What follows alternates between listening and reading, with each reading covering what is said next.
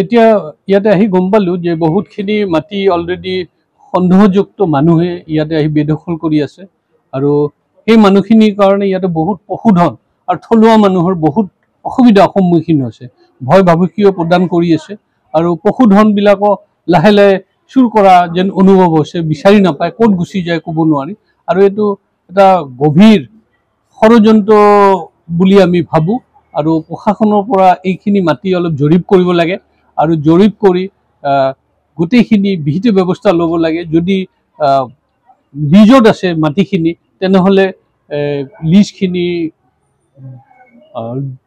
Cancel কৰিব লাগে, যাতে ইয়াৰ যি থলুৱা মানুহখিনি আছে এইখিনি কষ্ট নাপায় আৰু থলুৱা মানুহখিনিৰ প্ৰতি যি ভাবুকি উৎপন্ন হৈছে এই ভাবুকিৰ পৰা ইহঁতে মুক্ত হৈ যায়।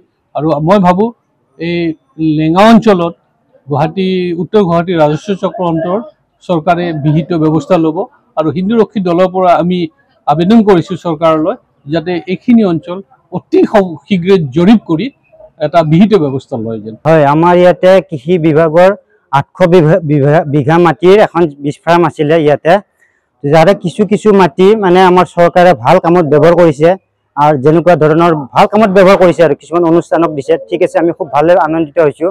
কিন্তু আৰু আধা অংশ মাটি এছাম বেদখলকাৰীয়ে ক'ৰ পৰা আহি মানে বাংলাদেশী ধৰণৰ মানুহে দখল কৰি আছে।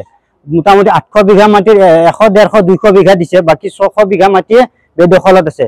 এই মাটিবিলাক মুক্ত কৰাৰ মই এটা অনুৰোধ জনাইছোঁ, বেদখল মুক্ত কৰাৰ। আৰু আমাৰ এখন চৰণীয়া পথাৰ আছিলে বহুত ডাঙৰ, চৰণীয়া পথাৰখন গায়ব, এতিয়া আপুনি বিচাৰি নাপায় চৰণীয়া পথাৰখন, চব গোটেই মাটি বেদখলত আছে, এইবিলাকো মুক্ত কৰিব লাগে, মই চৰকাৰক অনুৰোধ জনাইছোঁ। মাটি আছে এইবিলাক বেলেগ মানুহক ভাড়া দিয়ে, লিজত দিয়ে বেলেগ মানুহ।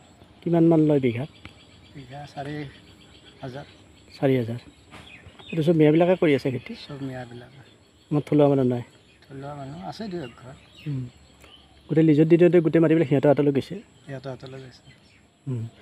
এই সংযুক্ত লোকবিলাকে অত্যাচাৰ কৰে নেকি আমাৰ লোকেল মানুহক? এনেই বৰ্তমান কৰা নাই।